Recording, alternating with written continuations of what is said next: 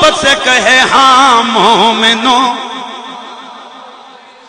ہے مومنوں کی ماں عائشہ، وہ ہے مومنوں کا ایمان عائشہ، سرکار کی بیوی سیدہ عائشہ صدیقہ، اے ہم مومنوں کی ماں ہے۔ اے میرے نبی کا کلمہ پڑھنے والوں، آج دنیا ہمیں کہتی ہے کہ عائشہ صدیقہ پہ انگلی اٹھے، تو کیوں چیخ پڑتا ہے، تو کیوں روڈ بلاک کرتا ہے؟ اور سچی بات میں کرتا ہوں، میں گو کے ادھر نہیں تھا، میں بیرون ملک تھا، یو کے میں تھا، لیکن میرا دل وہاں دھڑک رہا تھا۔ میں جب وہ فیس بک کے ذریعے یا فونوں پہ مجھے رہیے گلفراز صاحب سے اور باقی دوستوں سے رابطہ تھا، دروالے والوں تمہیں سلام ہو یار، میں سچی بات کرتا ہوں، میں چپلوس آدمی نہیں ہوں، آپ کو پتہ ہے۔ اتنی بات کنفرم ہے کہ خدا کی عزت کی قسم ہمارے عمل میں کوتاہی ہے یار، بے شک ہماری داڑیاں چھوٹی سے ہی، ہماری عبادتیں کمزور سے ہی، ہماری نمازیں کمزور سے ہی، لیکن یہ بات کنفرم ہے خدا کی قسم ہمارا ایمان کمزور نہیں ہے یار۔ اللہ تمہیں سلامت رکھے۔ اور یہ ہے ایمان والوں کی پہچان کہ وہ اپنے نبی پہ اٹھی ہوئی انگلی کو برداشت نہیں کر سکتے۔ تمہیں سلام ہو، تم نے ایسے کتے کا راستہ روکنے کے لیے روڈیں بھی بلاک کر دیں، رشتہ داریوں کو بھی نہیں دیکھا، کھڑے ہو گئے اور تم نے کہا جان جا سکتی ہے اور ایمان نہیں جا سکتا ہے۔ اللہ تمہیں اور یہ جو قبلہ سید شبیر حسین شاہ صاحب، یہ جو باقی جتنی بھی ٹیم ہے، اللہ تعالیٰ، یہ ہوتا ہے اگر ستھرے سچے لوگ ہوں نا، دلیر قسم کے، صرف الوے خور نہیں، دلیر قسم کے ہوں نا، خدا کی قسم میں اکثر کہا کرتا ہوں قصور لیڈروں کا ہے، ہماری قوم کا قصور نہیں ہے۔ آج بھی اس قوم میں مرنے مارنے کا جذبہ موجود ہے۔ اللہ تمہیں سلامت رکھے۔ جو تم نے پچھلے دنوں میں اس گستاخ رسول، گستاخ صحابہ و اہل بیت کے خلاف تم لوگوں نے ایک اجتماع اور متحد ہو کر جو تم نے مظاہرہ کیا، لیکن ضرورت اس امر کی ہے کہ یہ نہیں ہے کہ یہ کام ختم ہو گیا، یہ کام بڑا آگے جائے گا۔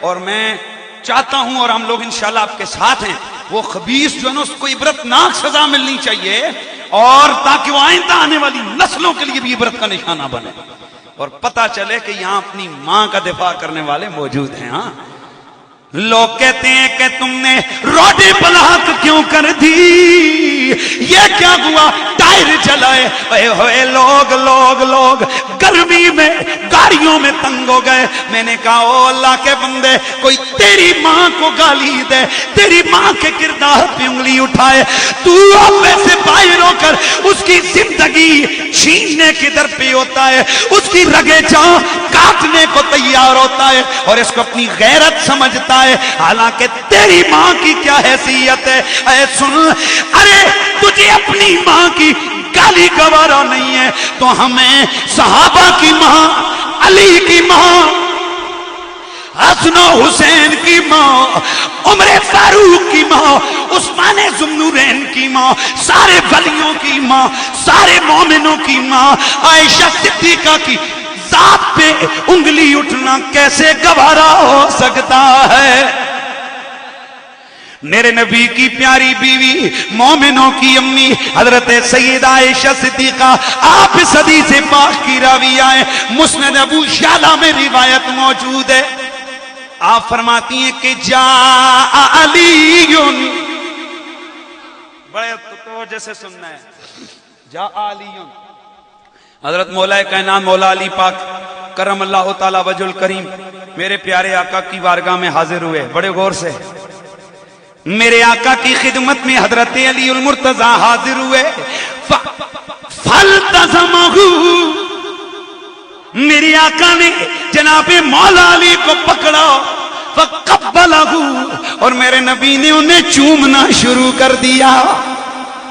یار اس سے پہلے تو ہم یہ روایات پڑھتے اور سنتے رہے ہیں، فلاں صحابی نے نبی کا ہاتھ چوما، فلاں صحابی نے نبی کا پاؤں چوما، توجہ سے ہاں، لیکن یہ حدیث کیا بتا رہی ہے؟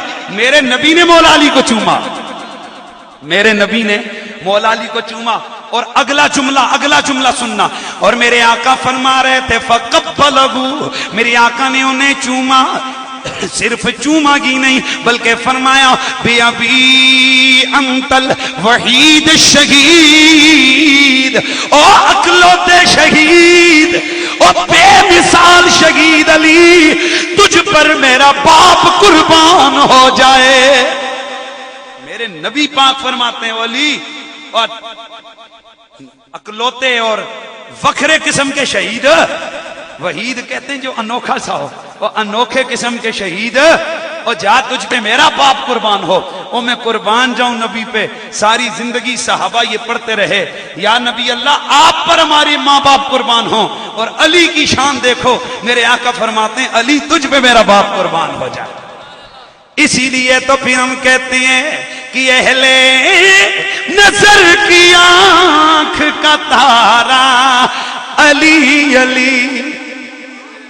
تھوڑی پھر سستی جی پہ گئی ہے، انج نہیں نظر، جوش نہیں چھڑنا، جتنا ٹائم ہے میں مختصر وقت لوں گا، لیکن چاہتا ہوں کہ تھوڑا بازوق سا یہ سلسلہ رہے نا، کہ اہل نظر کی آنکھ کا تارا علی علی کی آواز آئے، علی علی اہل وفا کے دل کا سہارا، علی علی اہل وفا کے دل کا سہارا، علی علی اہل وفا کے دل کا سہارا۔ اے علی تم حاضر ہو جاؤ، یا رسول اللہ میں حاضر ہو گیا۔ فرمایا علی اس بارے میں تمہارا کیا خیال ہے کہ میں ادھر سے چلا جاؤں، میں تمہیں اپنی جگہ پہ سلا جاؤں، دشمن حملہ آور ہو جائے، میں سمجھ گئے میری جگہ تمہیں مارے یہاں تک کہ تم مر جاؤ، پھر تم بتاؤ اس معاملے میں تمہاری کیا رائے؟ تو میرے آقا مولا علی نے جو جواب دیا وہ بڑا قابل غور ہے۔ عرض کرتے ہیں یا رسول اللہ روحی لروحی کا فدان و نفسی لنفسی کا بکان، اے اللہ کے نبی علی کی جان آپ پر قربان، علی کی زندگی آپ کی زندگی پہ قربان ہو جائے۔ حضور علی تو زندگی اس نیت سے گئے تاکہ وہ لنصرت اصفیاء کا ولی شدت اعداء کا، کہ آپ کے دشمنوں سے لڑتا رہے، آپ کے غلاموں کی مدد کرتا رہے۔ بلند آواز سے ذرا سبحان اللہ کی آواز ہے۔ میرے آقا نے فرمایا علی چل میرے بستر پہ سو جا۔ مولا علی بستر پہ سوئے اور فرمایا تو کل یہ مانتے فلاں فلاں کو دے کے نا تو بھی مدینے آ جانا۔ آئے ہائے، میرے آقا نے جب فرمایا مولا علی بستر پہ سو گئے۔ بڑی پہلے بھی آپ نے کئی دفعہ یہ روایت سنی کہ کسی نے مولا علی سے دریافت کیا کہ آقا جی یہ بتائیں زندگی میں کبھی سکون کی نیند؟ فرمایا ایک رات۔ کہا جی کون سی رات؟ فرمایا جس رات میں سرکار کی بستر پہ سویا۔ کہا جی اس وقت تو دشمن آپ کی سر پہ کھڑا تھا، ننگی تلوار لے گئے، تلواروں کے سائے میں نیند کسے آتی ہے؟ فرمایا ایک عقیدہ تھا، ایک سوچ تھی جس سوچ نے مجھے یہ بے مثال نیند عطا کی۔ حضرت وہ کیا؟ میرے آقا مولا علی نے فرمایا وہ سوچ یہ تھی کہ اس سے پہلے سوتا تھا، پتہ نہیں ہوتا تھا کہ میں جاگ پاؤں گا یا نہیں، میں دوبارہ میں زندگی کا کل اگلا سورج دیکھ پاؤں گا یا نہیں، لیکن جب سرکار نے فرمایا نا علی سو جا اور کل جا کے میری یہ مانتے لوٹا کے مدینے آنا، تو بڑے مزے سے اس یقین سے سویا کل ہوگی، صبح ہوگی، مدینے جاؤں گا مصطفیٰ سے۔ مولا علی پاک کرم اللہ تعالی وجہ الکریم حضور کے بستر پہ سوئے۔ میرے آقا نے رات کے وقت توجہ ہے، رات کے وقت سرکار صدیق اکبر کو ہمراہ لیا اور نکل گئے۔ ایمان سے بتاؤ یار، اللہ کے نبی نے حضرت صدیق کو چنا اور پھر اس صدیق کی شان میں قرآن کی آیتیں اتری، اکیلی اکیلی نہیں، دو دو چار چار آیتیں، اور عائشہ صدیقہ کی شان میں اکیلے ان کی شان میں سورہ نور کی 10 آیت، مولا علی کی شان میں قرآن کی 300 سے زیادہ آیت ہے۔ تو یہ حضور کے وہ پیارے غلام ہیں جن کی عزت زمینوں میں بھی ہے، جن کی عزت آسمانوں میں بھی ہے۔ دوستان گرامی، اللہ اور اس کے رسول پہ اگر ایمان ہو تو اس ایمان کا تقاضا یہ ہے کہ جب ان کی عزت آسمانوں کے فرشتوں پہ لازم ہے تو زمین کے کلمہ پڑھنے والوں پر بھی ان کی عزت لازمی ہے۔ اللہ اکبر۔ میرے آقا صدیق اکبر کو میرے نبی نے چنا اور چن کے فرمایا رازدار بنایا، چل ابو بکر۔ جناب صدیق اکبر چلے۔ میرے آقا کے غلام کبھی دوڑ کے حضور سے آگے چلے جاتے، کبھی پیچھے۔ سرکار نے فرمایا روکا، کیا ہوا تجھے؟ کبھی آگے چلا جاتے کبھی پیچھے۔ یہ جو ہے نا گستاخ ٹولا، شکر ہے توڑیاں اکھیاں تے کھلیاں نے نا، یہ تو تمہارے دماغوں میں بات بیٹھ گئی ہے کہ پہلے پہلے ہم لوگ تمہیں کہتے تھے گستاخ گستاخیاں کرتے ہیں تو تسی آخدے سو جی کیویں ہو سکتے جی، کلمہ پڑھنے لے کیاں کر سکتے جی، ہون لگیا نہیں پتا۔ اگر حضور کے پیچھے نماز پڑھنے والے باہر نکل کے گڑبڑ کر سکتے ہیں تو ان کی کیا حیثیت ہے اوئے؟ اس لیے لوگوں جیسے آپ سیاست کے معاملے میں کیئرفل ہو، خاندانوں کے معاملے میں ہوشیار باش رہتے ہو، ایمان کے معاملے میں ہمیں 1000 گنا زیادہ ہوشیار رہنے کی ضرورت ہے۔ ایمان ایک ایسی چیز ہے کہ ایمان کے معاملے میں نہ باپ نہ بیٹا نہ ماں نہ باپ، کوئی رشتہ وہاں سامنے کھڑا نہیں ہو سکتا۔ قرآن کی سورہ مجادلہ کی آخری آیت کو دیکھو، اللہ تعالیٰ قرآن مجید میں واضح طور پر فرماتا ہے کہ جو ایمان والے ہیں آپ ان کو اس حال میں نہیں پائیں گے کہ وہ اللہ اور اس کے رسول کے بے ادبوں اور گستاخوں سے دوستی کرتے پھریں، چاہے ان کے باپ ہوں، چاہے ان کی اولاد ہو، چاہے ان کے ماں باپ ہوں، چاہے ان کے قریبی رشتہ دار ہوں، وہ کسی گستاخ سے اپنا رشتہ نہیں جوڑ سکتے۔ اور حضرات گرامی، خود میرے نبی کے صحابہ، خود حضرت علی نے جنگ بدر میں بتاؤ اپنے قریبی رشتہ داروں کے سر نہیں اڑائے، سگی خالہ کے لڑکے کا سر نہیں کاٹا، حضرت عمر نے اپنے سگے ماموں کو نہیں کاٹا، حضرت سرکار صدیق اکبر نے اپنے باپ کو تھپڑ مار کے بے ہوش کیا، تلوار نکالی کہ تو میرے نبی کا بے ادب ہے، نہیں چھوڑوں گا تجھے۔ سرکار نے فرمایا رک جا ابو بکر۔ یا رسول اللہ روکا کیوں ہے؟ تو گویا میرے مصطفیٰ فرما رہے ہوں میری نگاہ دیکھ رہی ہے، یہ کل میرا ایمان مجھ پہ لا کے میرا صحابی بننے والا ہے۔ میرے نبی نے جن کو چاہا چھوڑا، اور میرے نبی نے جن کو چاہا اپنی آنکھوں کے سامنے خود فرمایا ان کو کون قتل کرے گا؟ ایک گستاخ کے بارے میں میرے آقا نے فرمایا اس کو کون قتل کرے گا؟ مولا علی کھڑے ہوئے، تلوار نکالی، قتل کر کے آئے۔ ایک گستاخ عورت نے میرے آقا نے اعلان کیا، حضرت خالد بن ولید قتل کر کے آئے۔ خود نبی نے خود اپنے گستاخوں کے سر قلم کروائے اپنے آرڈر پہ۔ اور یہ جو کچھ لوگوں کے دماغوں میں یہ گھس بھرا ہوا ہے نا، وہ کہتے ہیں نبی پاک پر جو کانٹے پھینکنے والی تھی حضور نے ان کو بھی معاف کیا، کوڑا کرکٹ پھینکنے والی تھی ان کو بھی حضور نے معاف کیا۔ اوئے نبی چاہے تو معاف کر سکتا ہے، میں اور تو معاف نہیں کر سکتے، نبی کی مرضی۔ اب قانون چلے گا، تیری چوری کرنے والا چوری کرتا ہے، شریعت کا قانون یہ کہ تو اگر گھر میں ہی معاملہ رفع دفع کر دے، عدالت کے پاس لے کے نہ جائے تو تو معاف کر سکتا ہے، لیکن جب کیس عدالت میں گیا اب اسے کوئی بھی معاف نہیں کر سکتا۔ بات میری سمجھ آ رہی ہے کہ نہیں آ رہی ہے؟ تو جب تیرا چوری کا کیس کوئی نہیں معاف کر سکتا تو گستاخی کا کیس کون معاف کر سکتا ہے؟ لہذا ان مولویوں کو بھی اپنا دماغ ٹھیک کروانا چاہیے جو صرف ٹی ویوں چینلوں پہ بیٹھنے کے لیے آ کے بک بک کرتے ہیں۔ ایک دن مجھے ایک نے فون کیا، وہ تیرے مسلک ہیں، میں نے کہا میرا کوئی نام نہاد مسلک نہیں، میرا مسلک نبی کی غلامی ہے، میرا مسلک مصطفیٰ کی ناموس ہے، میرا مسلک آل بیت اور صحابہ کا ادب ہے، میرا مسلک مصطفیٰ کی جان نثاری ہے۔ اگر کوئی نام نہاد سنی بھی ہو اور وہ حضور کی ناموس کا، آل بیت کی ناموس کا دفاع نہ کر سکے، وہ میرے جوتے کی نوک پہ ہے۔ میں نام کا قائل نہیں، میں کام کا قائل ہوں۔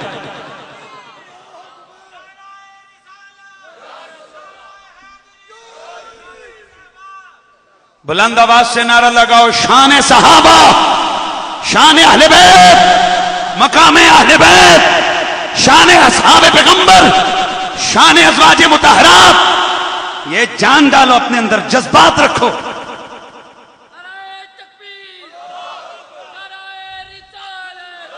میں آپ کو یو کے میں بات سچی بات بتا رہا ہوں. وہاں ہمارا ایک اسٹوڈنٹ ہے یہیں آپ کے اس علاقے کا گیا ہوا ہے, تو وہ مجھے بتا رہا تھا کہ کالج میں میری دوست سے بات ہوئی تو وہ ادھر کا تھا, تو جیسے مجھ سے پوچھا ویئر آر یو فرام, تو میں نے کہا آئی ایم پاکستانی.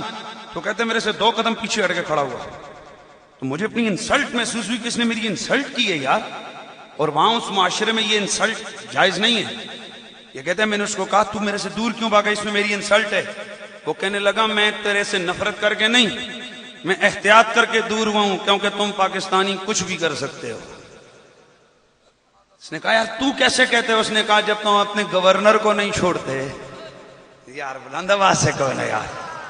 اور جس قوم کے اندر یہ جذبات موجود ہوں کہ اس قوم کا ایک کانسٹیبل اٹھ کر وقت کے فرعون گورنر کو جب وہ مصطفیٰ کی توہین کے ارتکاب کرے اس کو ٹھکانے لگا سکتا ہے, تو یاد رکھو اس دھرتی پہ میرے نبی کا کوئی گستاخ سرعام نہیں پھر سکتا.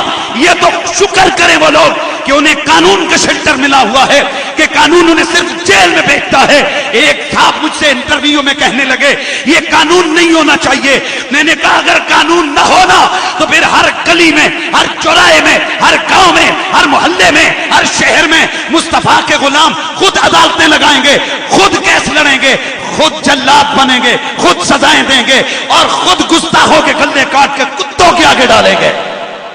لیکن ہم قانون ہاتھ میں نہیں لیتے, اور یہ اس بات کی دلیل ہے ہم پرامن ہیں. اور میرا جملہ آپ کے ذہن میں ہونا چاہیے سنیو, اور یہ پکا جملہ ہے, سنی سنی سنی پرامن ضرور ہے, سنی بے غیرت نہیں ہوتا ہے. ڈللے سے کہو. اور میری گال سنو, یہ ساڑھے مسلک سے کوئی بڈھا بڈھا نہیں ہے, وہی بندہ بڈھا ہے جس کا ایمان کمزور ہے. ہمارے مسلک میں کوئی بڈھا بڈھا نہیں ہے. یہ ویسے لوگوں نے بنایا ہوا ہے کہ فلانے کی عمر 80 سال ہے, یہاں سالوں کی بات نہیں ہے.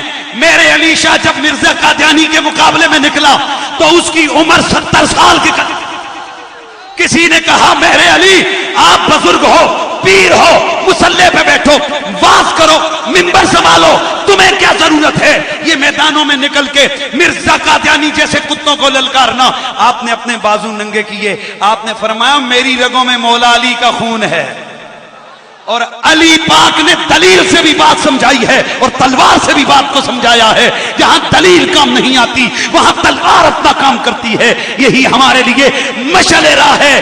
پہلے تو قانون سے کام چلے گا, اور جب قانون ہاتھ باندھ کے کھڑا ہوتا ہے نا کہ میں کچھ نہیں کر سکتا, تو پھر عاشق خود دلیل بنا کے, خود کیس لڑ کے, خود ہی فیصلہ کرتا ہے. وہ کہتے ہیں اگر تو وقت کا گورنر بھی ہو تو کیا ہے, اگر قانون سزا نہیں دے سکتا تو عشق خود سزا دے سکتا ہے. پھر میں کیوں نہ کہوں کہ تیری نہیں مثال سونیاں ہے, تیری نہیں مثال سونیاں تو ہے, آمنہ دا لال سونیاں تو ہے. جھوم کے ذرا آواز آنی چاہیے, تو ہے آمنہ دا لال سونیاں تو ہے, آمنہ دا. میں نے پوچھا چاند سے تو نے دیکھا ہے کہیں, او میرے آقا سایسی, چاند نے کہا مجھے چاندنی کی قسم, نا نا نا تیری نہیں مثال سونیاں تو ہے آمنہ دا. میرے نبی پاک کے پیارے غلاموں, میرے مصطفیٰ کریم رؤوف الرحیم, آپ نے مولا علی کو اپنے بستر پہ سلایا. میرے آقا نے خود رخت سفر باندھا. صدیق اکبر کبھی میرے نبی کے آگے, کبھی میرے آقا کے پیچھے. یہ 2 نمبر کمپنی بولی, کہنے لگی صدیق ڈر ڈر کے کبھی آگے جاتا تھا, کبھی پیچھے آتا تھا. میں نے کہا اے پاگل, یہ بدگمانی نہ کر. اگر ایسی بدگمانی کرے گا تو اللہ کے قرآن کا جھٹلانا لازم آئے گا. میں تجھے خود صدیق اکبر سے پوچھواتا ہوں, کتاب تیرے باپ تبرسی کی ہے, اے صدیق اکبر آپ بتائیے کبھی آگے کیوں بڑھتے ہو کبھی پیچھے کیوں آتے ہو؟ خود میری آقا نے دریافت کیا ابو بکر یہ کبھی تو آگے چلا جاتا ہے کبھی پیچھے آ جاتا ہے، یہ وجہ کیا ہے؟ عرض کی یا رسول اللہ آقا جب میں آگے کھڑا ہوتا ہوں مجھے خیال آتا ہے کہ کوئی دشمن پیچھے سے آ کے حملہ آور نہ ہو جائے، میں دوڑ کے پیچھے آ جاتا ہوں کہ اگر آپ کی ذات پہ حملہ ہو میری جان آپ کی ڈھال بن جائے۔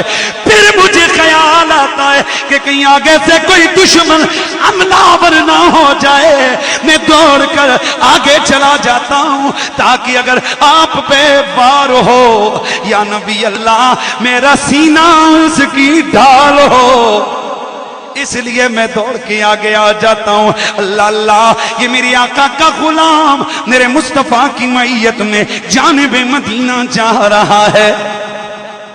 غار کے اندر میرے مصطفیٰ کریم نے قیام فرمایا، اندر غار میں ایک میرا نبی ہے، توجہ رکھنا ہے، ایک سونے صدیق اکبر ہے، ایک پیارے آقا ہے، ایک سونے صدیق اکبر ہے، ایک مصطفیٰ کریم ہے، ایک سونے صدیق اکبر ہے۔ اچانک صدیق اکبر عرض کرتے ہیں العطش یا رسول اللہ، اے اللہ کے نبی مجھے پیاس لگی ہے۔ یار مہربانی کر سو تھوڑا جا ٹائم ہے، میں چاہنا میں اسی ردم نال ٹوراں تے ایک محبت تا ذوق تھوڑا جا پہ جاوے نا۔ یا رسول اللہ اے آقا کریم مجھے پیاس لگی ہے۔ میرے مصطفیٰ کریم نے یہ نہیں فرمایا ابو بکر میں ادھر پہاڑی پہ پانی کدھر سے لاؤں؟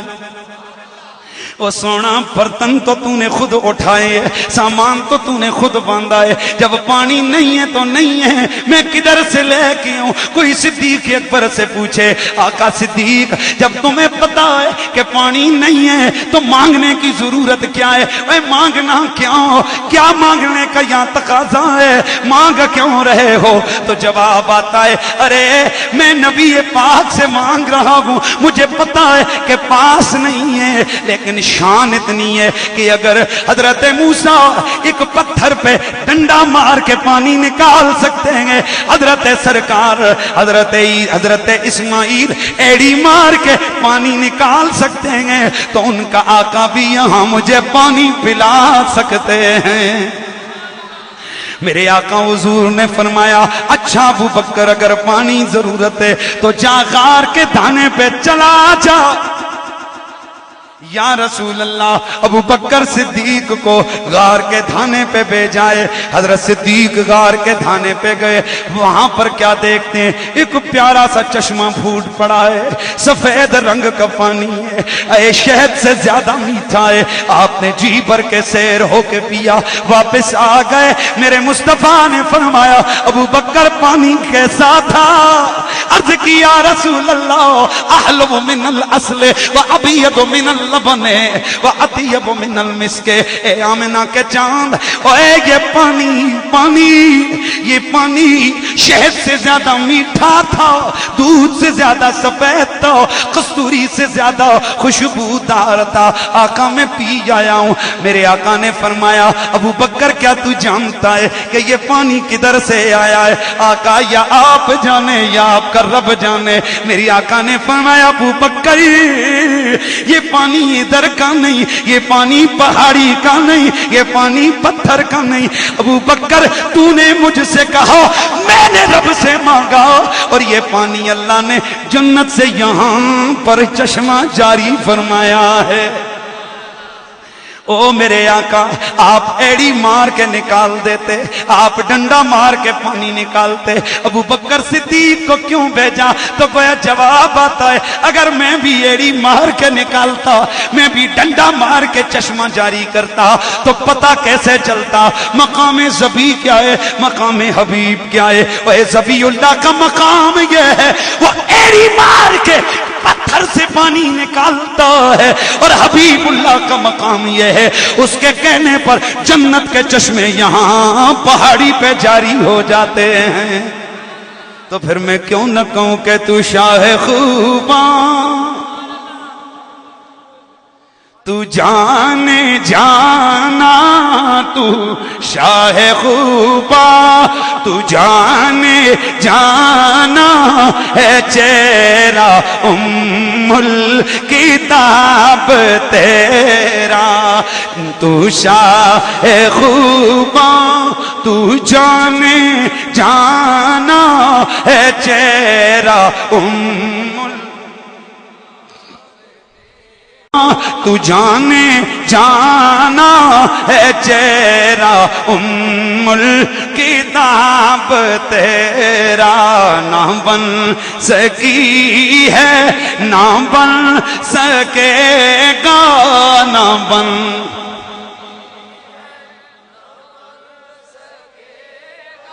مثال تیری جوان، تو سب سے اول تو سبھی سے آخر، ملا ہے حسن تمام تجھ کو، اے عمر لاکھوں برس کی تیری ہے، عمر لاکھوں برس کی تیری، مگر ہے تازہ شباب تیرا، نہ بن سکی ہے نہ بن سکے گا مثال تیری۔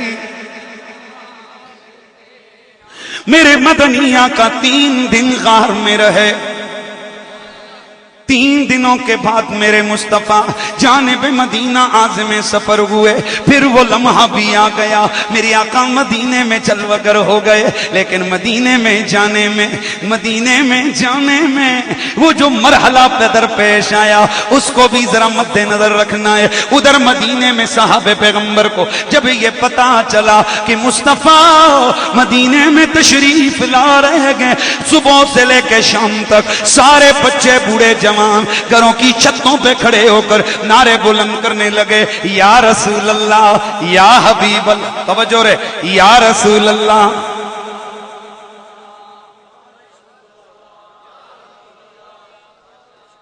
یا رسول اللہ یا حبیب اللہ، یہ نعرے بلند ہونے لگے، صبح سے شام تک انتظار ہونے لگا، میرے آقا وہاں پر تشریف نہ لائے۔ پھر اگلا دن آیا، پھر سارا دن نعرے بلندیں، یا رسول اللہ یا حبیب اللہ، پھر سارا دن یوں ہی گزر گیا، تیسرا دن آ گیا، یا رسول اللہ یا حبیب اللہ۔ یہ نعرے لگانے والے اور کوئی در والے کے سنی نہیں تھے کہ جن پہ انگلی اٹھا کر، جن پہ فتوہ لگا کر اپنے دلوں کو ٹھنڈا کیا جا سکے، اور یہ نعرہ لگانے والے میرے نبی کے وہ صحابہ ہیں کہ جن کی عظمتوں کی قسمیں کائنات کا رب قرآن میں ارشاد فرماتا ہے۔ میرے دوستو، یہ نعرہ ادھر سے شروع ہوا، مدینے سے شروع ہوا، یا رسول اللہ یا حبیب اللہ، یہ پہلی صدی میں بھی جاری رہا، دوسری، تیسری، 5ویں، 10ویں، 11ویں، 12ویں، 13ویں، 14ویں، یہ ساری صدیوں میں جاری رہا، صبح قیامت تک جاری رہے گا، اور یہ نعرہ لگانے والے اس بات کا اظہار کرتے رہیں گے کہ جس جماعت نے یہ نعرہ شروع کیا تھا وہ جماعت مٹی نہیں، ابھی تک زندہ ہے۔ اسی لیے تم کہتے ہیں یہ نعرہ یا رسول اللہ لگانا، یہ نعرہ یا رسول اللہ لگانا، نبی کی یاد میں محفل سجانا، ہم نہ چھوڑیں گے نبی کی یاد میں محفل۔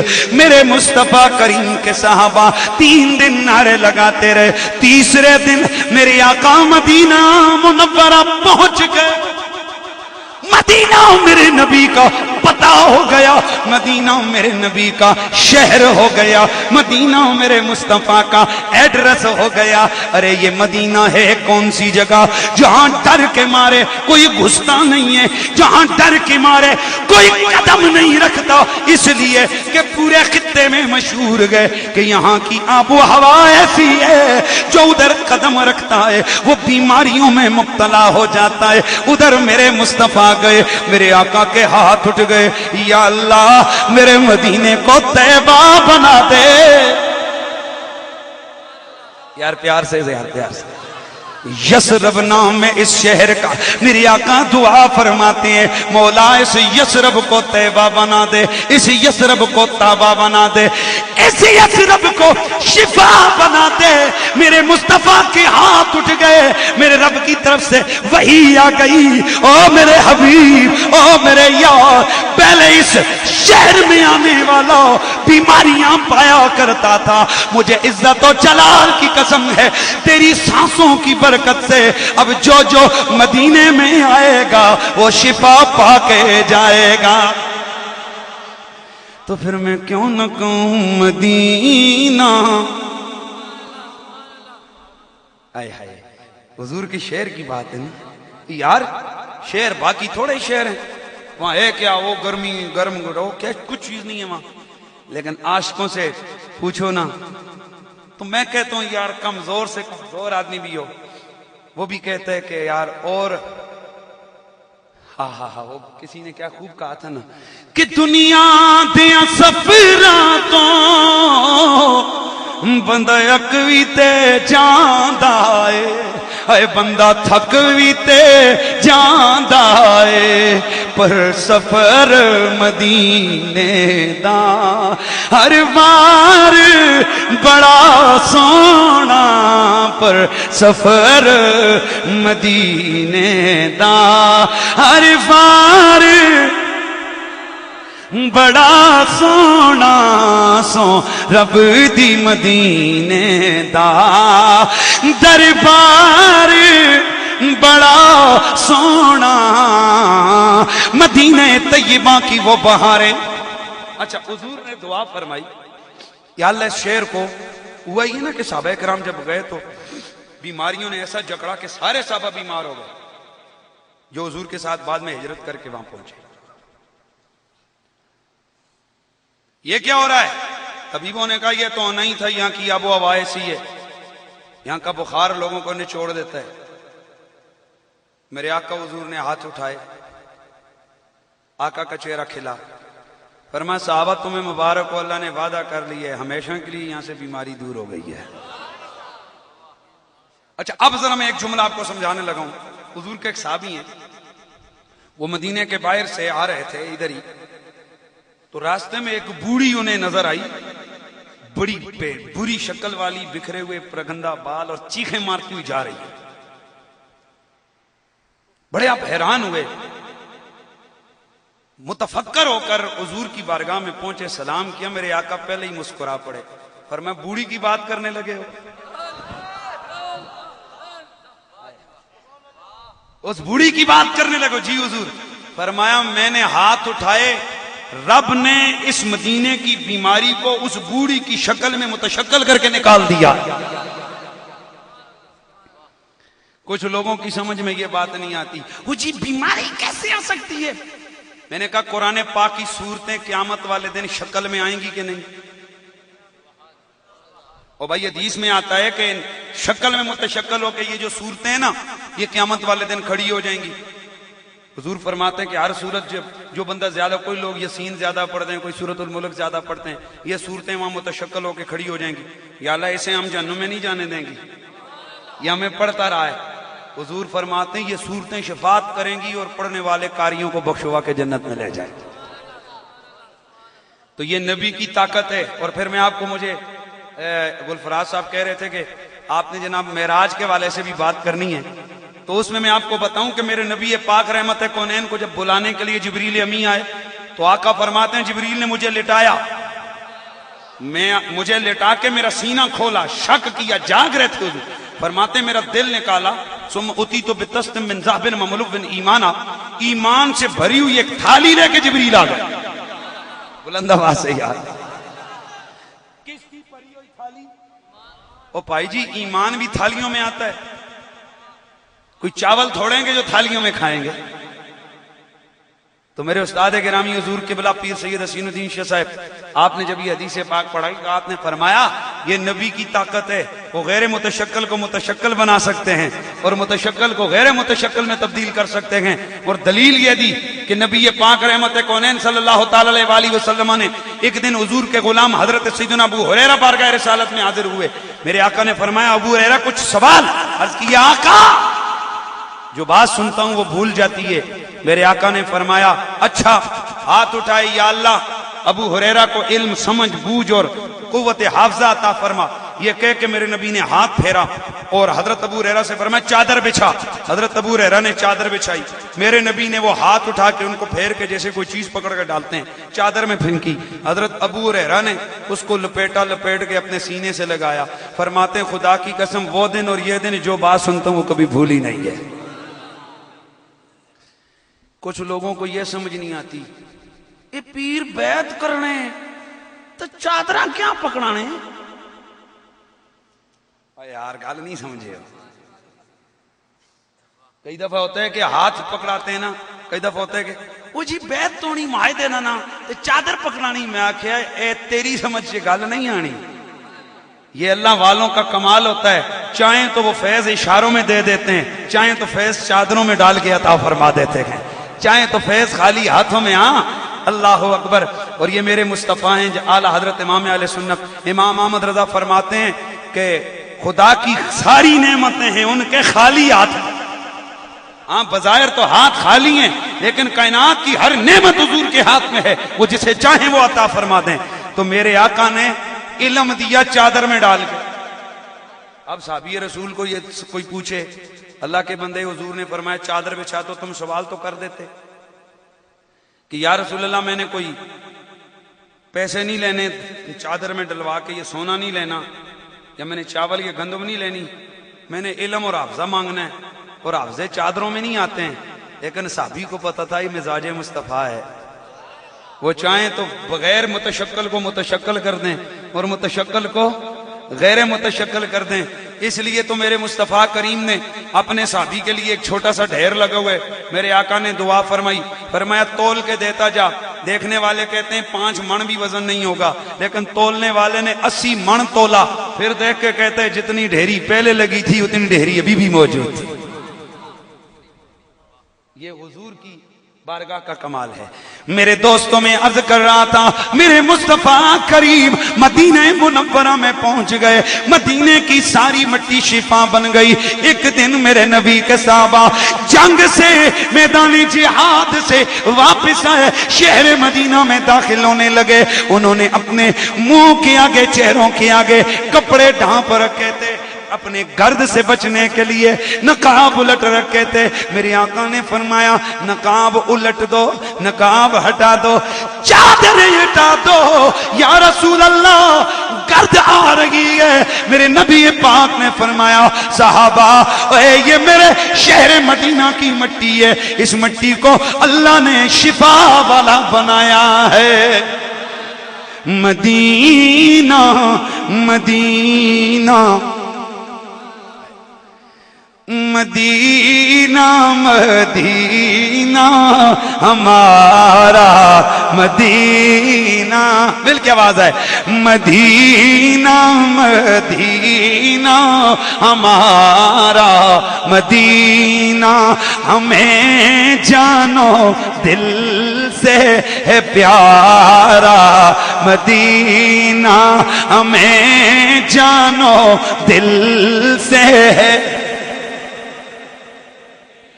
سبھی عاشق مصطفیٰ کہہ رہے ہیں ہر عاشق کی آنکھوں کا تارا مدینہ اس لیے جانو دل سے ہے پیارا کہ رہتے ہیں میرے آقا میرے سرور مدینے میں. وہ میرے مصطفیٰ کا پتہ مدینہ ہے اس لیے نام مدینہ آتا ہے. عاشقوں کا دل جھوم جھوم جاتا ہے، لب نام مدینہ کو چوم چوم کے خوش ہوتے ہیں۔ حضرات گرامی، مدینہ طیبہ، اب مدینہ کے کمال کیا ہے؟ میرے آقا نے فرمایا جو یہاں کر ایک نماز پڑھے گا 50,000 ثواب کمائے گا،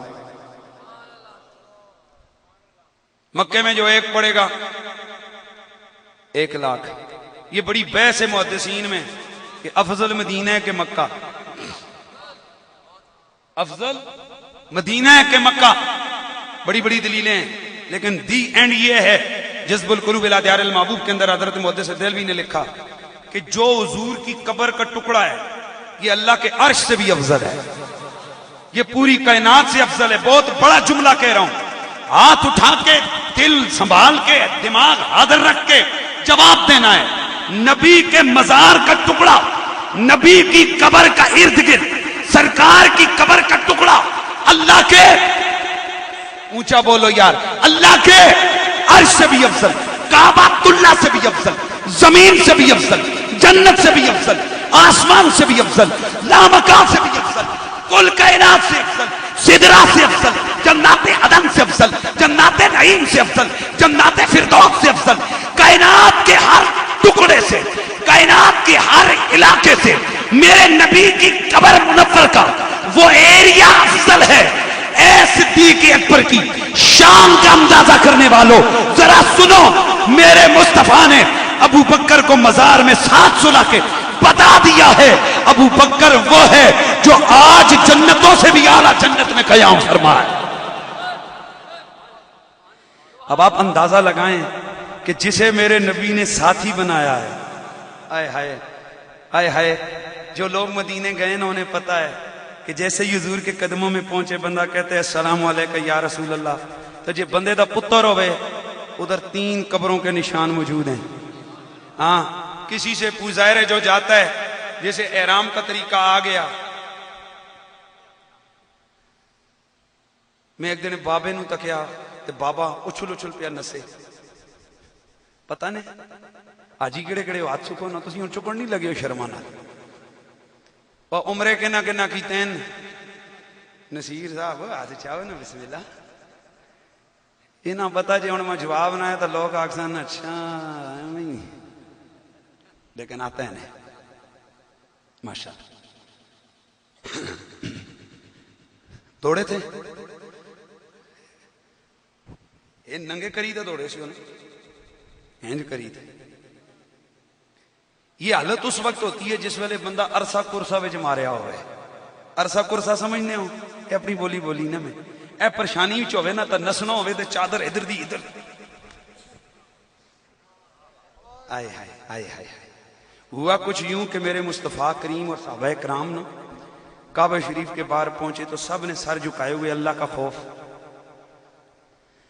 لبیک اللہم لبیک، رب کا خوف ہے۔ کافر پہاڑی تک کے چڑھ کے پہ تکنے سے ان میں تو طاقت ہی نہیں رہی، کھانے کو کچھ نہیں ملتا، یہ ہم سے کیا لڑیں گے؟ اے غور نہ سنیو، انہوں نے چیلنج کیا، فوراً رب کا آرڈر آیا، میرے محبوب انہوں نے تیری عزت ناموس، تیری شان، تیری شوکت، تیرے ایمان کی قوت، تیرے صحابہ کی ایمانی غیرت کو للکارا ہے، اب ایسے نہیں چلو۔ ایک گل کان کھول کے سنو، اے ہر جائی چڈو بن کے بندہ رہے تے اے ہم تو صوفی لوگ ہیں، ایک انہاں 2 نمبر پیرن ڈرامہ لایا ہوندا جے، چنگے بھلیاں بندیاں نو خستو بڑھا کے رکھ دیں۔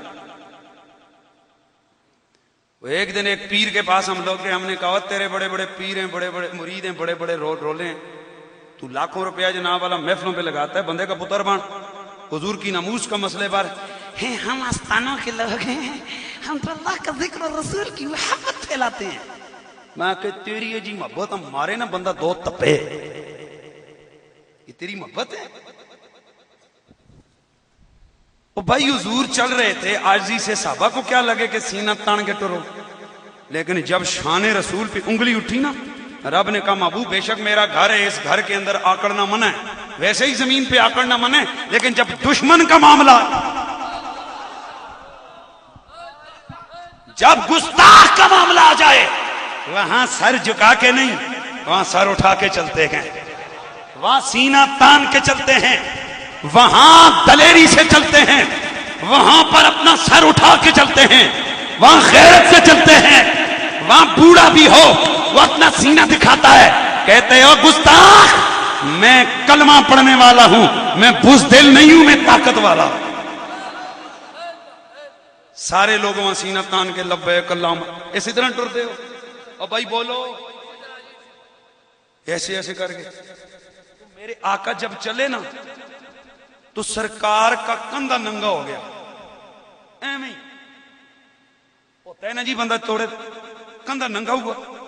آئے رب کو یہ ادا اتنی پسند آئی، فرمایا قیامت تک آنے والے آجیو، وہ 3 چکر میرے یار نے ننگے کندھے سے لگائے نا، مجھے یہ کندھے کج کے منظور نہیں ہے، مجھے کندھے ننگے کر کے منظور ہے۔ اب آپ خود بتاؤ یار حضور کا کیا مقام ہے، ان کی چادر اترے میرا رب اسے شریعت کا قانون بنا دے، میرے آقا کے قدم اٹھے میرا رب اس کو شریعت کا دستور بنائے، اس نبی کی شان کو کون احاطہ کر سکتا ہے؟ یہ ہے میرے مصطفیٰ۔ اچھا تو میں عرض کر رہا تھا صحابہ کرام جو بڑے جناب عمروں والے بڑے سارے متانت، حضرت ابو ذر غفاری جیسا جنا جڑا زندگی ساری اتھے ابو ذر غفاری، ابو بکر صدیق عاجز آدمی، لیکن یہ کیا ہے؟ تو کہتے ہیں دشمنوں کو دکھا رہے ہیں ہم مرے ہوئے نہیں، ہم ابھی زندہ ہیں۔ تو ماڑی گال سنو، جے گستاخ انگلی چکن تے اللہ دے گھر وچ سینہ تن کے انہاں بدماشی دسنی، انہاں اپنی ٹور دسنی، بدماشی مطلب انہاں نو اپنی، لفظ غلط ہو گیا اللہ معاف کرے، ان کو اپنی جو ہے نا ٹور دکھانی، ان کو اپنی جو ہے نا اپنی دلیری دکھانی، یہ رسول اللہ کے صحابہ کا طریقہ ہے۔ ہاں ہم مرے ہوئے نہیں، ہم زندہ ہیں۔ تو جی کعبے اگے جا کے سینہ تان کے ٹرنا جائز ہے، تو مری روڈ بلاک کرنی تے ہائی وے بلاک کرنی بھی جائز ہے۔ اچھا یہ کوئی نہیں کہتا جناب یہ کیا ہے، یہ پیر وغیرہ، مدینے والے سے بڑا پیر کون ہے؟ مولا علی سے بڑا پیر کون ہے؟ امام حسین سے بڑا پیر کون ہے؟ اصل پیر پہچاننا ہو تو اصل پیر وہ ہوتا ہے جو نبی کی غیرت کو اپنی غیرت سمجھے، جو نبی کی ناموس پر جان دینے کو بھی تیار ہو جائے، جان لینے کو بھی تیار ہو جائے۔ اور یہ جو جناب والا خفا نہ ہوئے ہو تو میں سچی گل تساں کے بنایا کہ اساں چائی نا 2 نمبر پیروں اساں ان آسماناں تے کھڑیا، کنا تے ہاتھ رکھ رکھ کے سڑیاں مولویاں شعر پڑھ پڑھ کے ہر مشکل دی کنجی یارو ہاتھ نہ ولیاں دے آئی۔ وہ ولی کیڑا ہو جسے نبی دی غیرت نہ سمجھے؟ حضرات علماء کرام ہمیں غیرت کرنی ہوگی، ہمیں لوگوں کو بتانا ہوگا کہ 1 نمبر اللہ کا ولی اور پیر وہ ہوتا ہے جس پیر کو ہم پیر کہتے ہیں جو غیرت ایمانی کا مسئلہ ہے تو گولڑے کا آستانہ چھوڑ کے لاہور چلا جائے۔ پیر میرے علی شاہ صاحب تو اے بھی مہربانی کریا کرو، میں بڑا سدھا جہا میسج دینا، وہ جی فلانے پیراں نہ پڑ پوترا یا جی اس کا کمال کے وے، اس نے دادے نے پڑدادے اور نے جناب او جناب کندھوں پر بہنے سن تو کندھ نسی پینی سی، وہ خدا تو کی توفیق دے وے اس دے پردادے دا نکڑ دادا تے کندھا چلانا سی، ایک ہی بے کرنا، یہ اڈے چلانا ہے ایک ہی کر رہے۔ یہ جہالت نہیں چلتی، اس جہالت نے ہم لوگوں کو یہ رستہ دکھایا، یہ جگہ پر پہنچایا ہے۔ بالکل بیعت کرو، سب سے پہلے پیر کی شکل دیکھو، چہرہ دیکھو کہ کیا وہ سنت کے مطابق ہے یا نہیں۔ اور یہ جو کچھ لوگوں نے ڈرامے رکھے ہوئے ہیں شریعت اور ہونی طریقت اور ہونی، وہ کیڑی شے ہو جڑی اور؟ کیا پیر میر علی شاہ صاحب کے پاس شریعت اور طریقت دونوں نہیں تھی؟ انہاں تے گل نہیں آکی شریعت اور ہونی طریقت اور ہونی، جناب 15 قسم کی چرساں ملا کے سوٹے لاؤ، اس تو بعد اکھیاں رتیاں کرو تے مرید ذکر کرنے اللہ ہو پوچھو ہے کہ آکھنے ساڑیاں پیران دیاں اکھیاں تک کتنیاں مستانیاں نے رتیاں ہوئیاں نے۔ بندہ تپے مارے جہاں 2 نمبر پیرانوں جنہ دیاں اکھیاں چرساں پی کے رتیاں ہو دیاں نے، یہ ایمان کی بات ہے۔ اور میں آپ کو سچی بات بتا رہا ہوں، بہت سارے لوگوں کو میں چپتا ہوں، کئی 2 نمبر پیروں کو چپتا ہوں، کئی 2 نمبر مولویوں کو چپتا ہوں، وجہ یہ ہے کہ ہم آپ کو صحیح رستہ بتاتے ہیں اور سچ ہمیشہ کڑوا ہوتا ہے. ایمان والو، اگر آج آپ اور میں ہم اگر آنکھیں نہیں کھولیں گے ہماری نسلیں تباہ ہو جائیں گی. دروالے والوں، میں دل کی گہرائی سے کہتا ہوں، خدا کی قسم تمہارے یہ جو مہینہ پہلے کا کام ہے نا، اس نے ہمارا دل زندہ کیا ہوا ہے. یہ اصل طریقہ، یہ اصل شریعت. پنڈ دادن خان میں ایک کتا پونکا، وہاں اللہ تعالیٰ نے مجھے توفیق دی، ہم لوگ گئے وہاں. غیرت مند مسلمانوں کو ہم نے بتایا کہ اصل ایمان کیا ہوتا ہے. اس کتے کو ایک عدالت نے سزائے موت سنائی، دوسری عدالت کے فرعون جج نے اس کو رہا کر دیا. اور میں نے آپ کو بتایا کہ گستاخ اس دھرتی پہ کبھی زندہ پاکستان میں کم از کم نہیں رہ سکتا. ہمیں ایران یا سعودیہ سے کوئی غرض نہیں ہے. اونچیاں بولو، اونچیاں بولو. ادھر کوئی رہے تو رہے، پاکستان میں کوئی گستاخ زندہ. ایک دن ٹیلی ویژن کے پروگرام میں، وہ جی تسی تے مرنے مارنے لیاں گلاں کرنے ہو، لوگ یہ دسنے، لوگوں کو آپ یہ بتاتے پھرتے ہیں کہ جناب مارے جاؤ گے. میں نے کہا یار جتنا تم اس بات پہ زور دے رہے اتنا گستاخوں کو کہو نا وہ گستاخی نہ کریں تو ہمارا دماغ خراب ہے، ہم انہیں ماریں گے. تم گستاخوں کو کہو نا کہ وہ بکواس بند کریں، وہ عاشقوں کے ایمان کے اوپر ان کا امتحان مت لیں اور ان کے دلوں کو چھلنی مت کریں. تو لوگوں سن لو، میرے رسول میرے آقا کے غلاموں نے، وہاں خیر میں بات کر رہا تھا، وہ گستاخ ریا ہو کے باہر آیا اور اس نے آ کر روڈ پہ چکر لگایا گاڑی پہ بیٹھ کے، اور بڑی اس نے مچھیں شچیں جناب تانی. اس نے کہا ماڑے کول پیسہ آیا، پیسہ لایا تو میں نکلی آیا. مجھے نہیں پتا کیا ہوا بعد میں، لیکن بہرحال پھر ایک دن سنا کہ کسی عاشق نے اس کو کھڑکا دیا. اب میں جو اصل بات آپ کو بتانے لگوں وہ کیا ہے، یہ اکثر یہ پھیلائی جا رہی ہے بات کہ حنیف قریشی لوگوں کو مرنے مارنے پہ ابھارتا ہے. اور مجھے اگر تو چیلنج کرتا ہے نا تو یہ میرے قرآن نے کہا ہے، آئے نما اے میرے محبوب ان کو بتلاؤ یہ گستاخ پہلے تو گستاخی نہ کرے، اگر گستاخی کرے گا ملعونین وہ لعنتی ہوگا، پھر جہاں یہ تمہیں ملے یہ زندہ نہ جائے، یہ رگڑا جائے. یہ اللہ کا قرآن کہتا ہے، یہ میں تو نہیں کہتا، سورہ توبہ کہتی ہے. اب وہاں جناب انہوں نے منصوبہ بنایا کہ قبرستان میں اس کو دفن کریں گے. پورے ضلع کی پولیس کٹھی ہو گئی، جو مرد تھے ان کو انہوں نے کارڈن کر دیا، کسی کو حوالات بند کر دیا، کسی کو کیا کر دیا، کسی کو کیا کر دیا. وہاں شہر کی عورتیں نکلیں اور جا کر لیٹ گئیں، بیٹھ گئیں قبرستان میں. انہوں نے کہا ہمارے اوپر سے گزر کے، ہماری لاشوں پہ گزر کے اس کتے کو دفنا ہو گیا. چشم فلک نے یہ نظارہ دیکھا کہ 2 بندوں نے اس کتے کا جنازہ پڑھا، صرف 2 نے، اور اپنے گھر کی چاردیواری کے اندر اسے گڑا کھود کے دفنایا گیا. مسلمانوں کے قبرستان میں اسے دفن نہیں ہونے دیا گیا. تو میں اکثر کہتا ہوں جس شہر کے، جس ملک کے عاشقوں کے سینوں میں عشق کے یہ جذبے ہوں، ان کے ایمان کو نہ للکارا جائے. خدا کی قسم میں اکثر ہم سوچتے ہیں اپنے عمل پہ، ہمارے عمل بہت کمزور ہے، لیکن حضور کی وفاداری کا مسئلہ ہے. اللہ کی قسم اٹھا کے کہتا ہوں، آپ میں سے ہر بندہ اپنے دل سے پوچھے کہ کیا ہم حضور سے غداری کر سکتے ہیں؟ ایمان کی قسم میرا دل گواہی دیتا ہے، ہم عرض کر سکتے ہیں یا رسول اللہ ہم سب کچھ کر سکتے ہیں لیکن آپ سے غداری نہیں کر سکتے.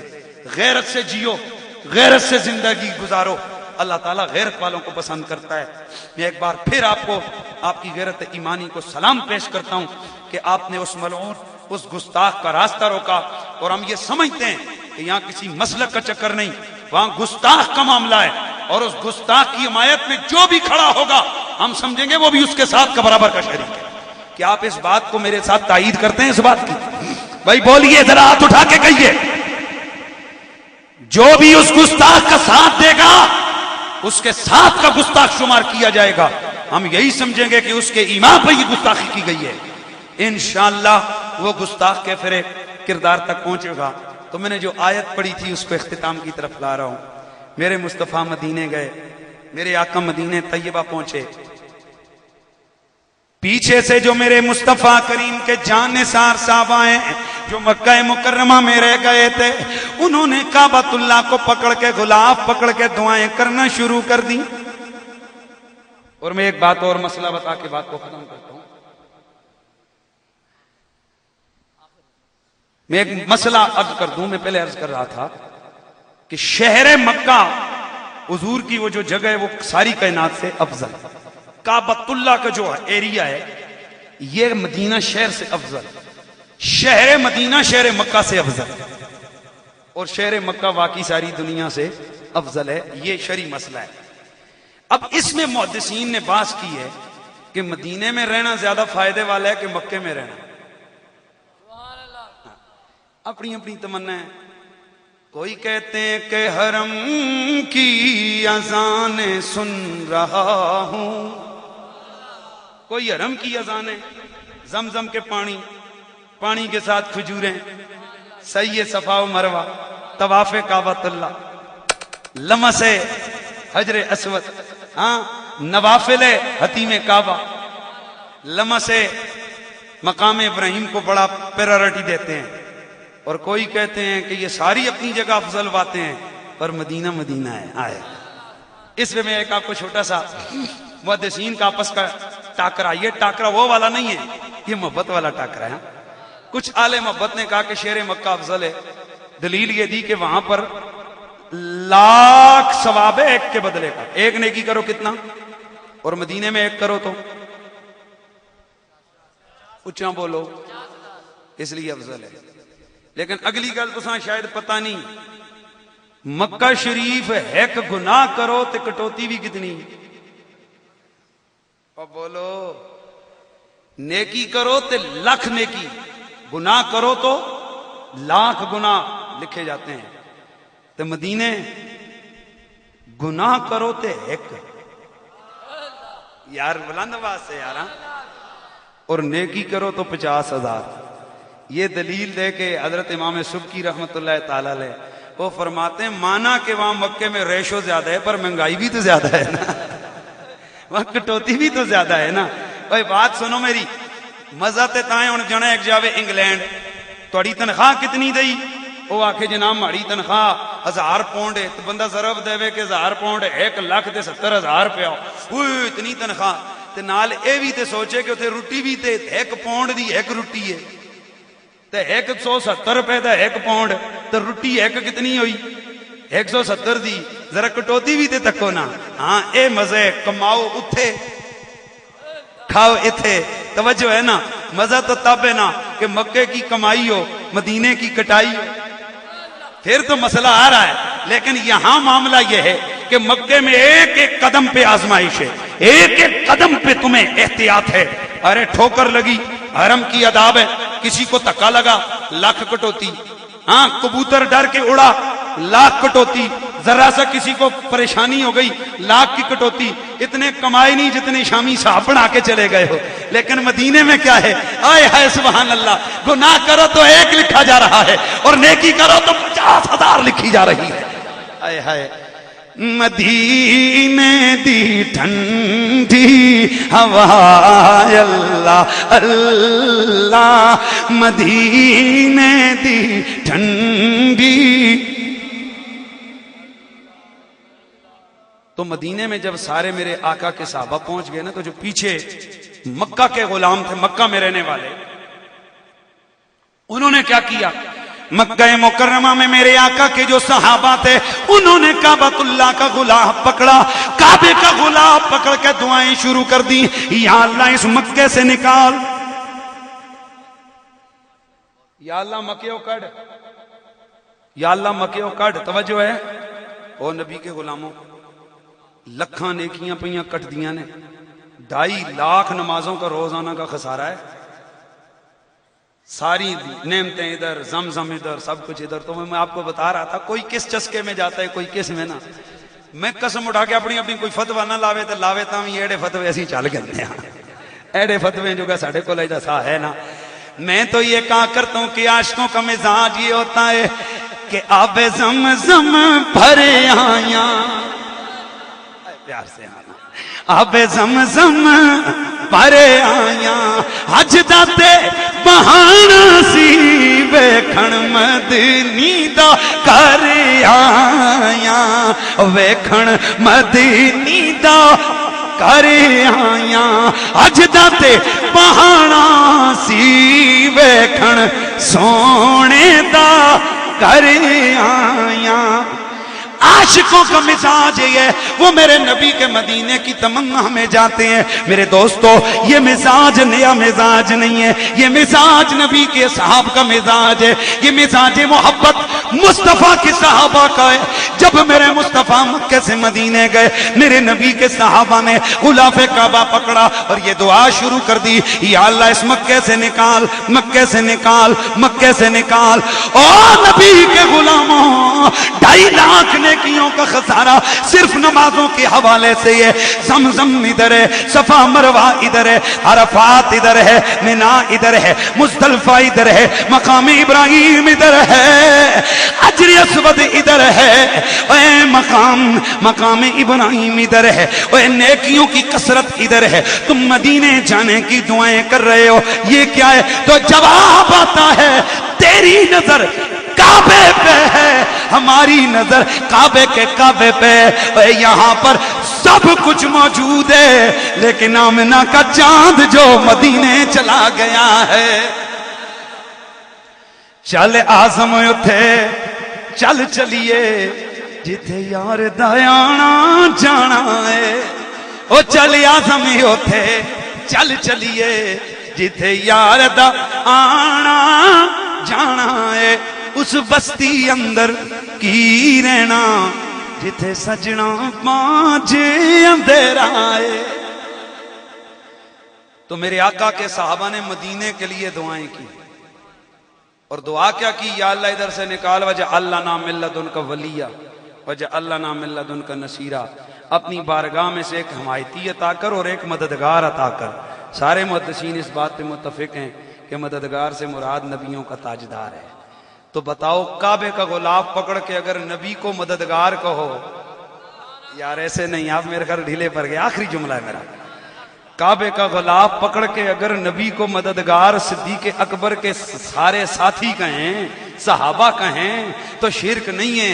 اوے اگر کعبے کا غلاف پکڑ کے رب سے نبی کو مددگار مانگے تو کوئی ان کے ایمان پہ فرق نہیں پڑتا. اگر ہم یا رسول اللہ مدد کہہ دیں تو پھر کون سا فرق پڑتا ہے؟ اس لیے جماعت اہل سنت کا نعرہ یہی ہو گیا ہے نا, نبی کا جھنڈا لے کر نکلو دنیا پر چھا جاؤ. نبی کا جھنڈا امن کا جھنڈا گھر گھر پر لہراؤ. پکارو یا ہاتھ اٹھا کے سارے, یا رسول اللہ یا حبیب اللہ پکارو.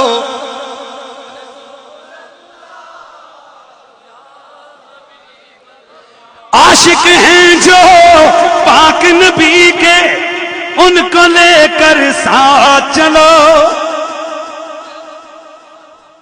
نبی کی عظمت,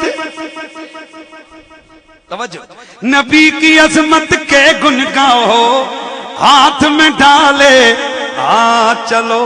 حب نبی کے ہر دل میں تم جا کر دیپ جلاؤ. نبی کا جھنڈا امن کا جھنڈا گھر گھر پر لہراؤ. پکارو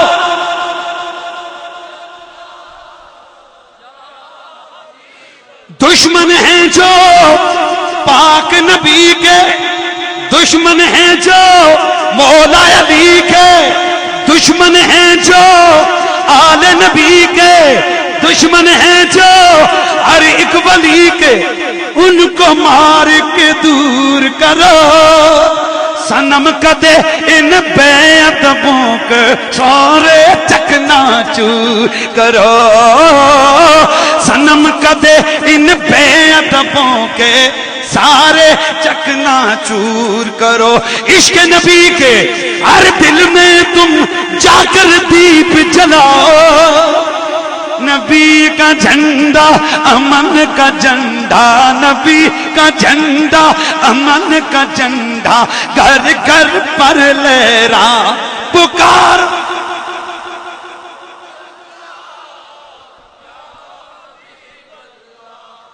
تو آج آصف خان صاحب نے نا وہ جو حاضری ہوئی سرکار کی جالیوں کے سامنے سلام پڑھا،